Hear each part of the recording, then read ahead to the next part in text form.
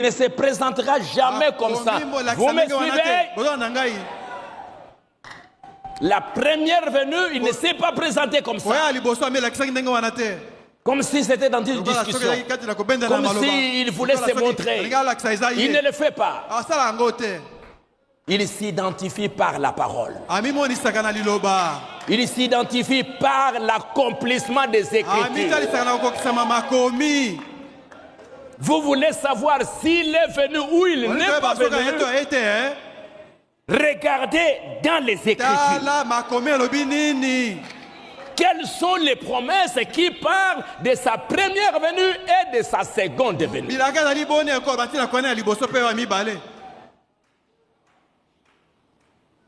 Les aveugles voient, les boiteux marchent. La bonne nouvelle est prêchée aux pauvres. Et quand les disciples ont rapporté ça à Jean, Jean, il a compris. Il a compris de quoi il s'agit. Il a compris que c'est la parole prophétique.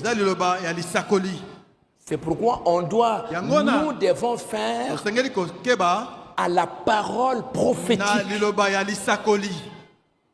Faire attention, bien lire.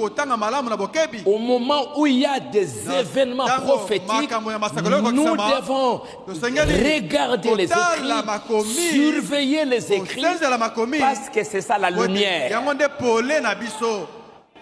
Lisons un peu dans 1 Pierre, 1 Pierre chapitre 1.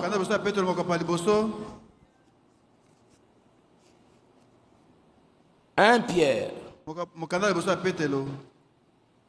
Ou 2 Pierre, je veux dire.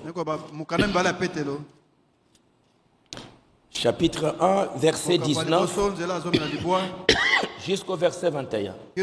1 Pierre, 2 Pierre, chapitre 1, verset 19 jusqu'au verset 21. Alors lisons.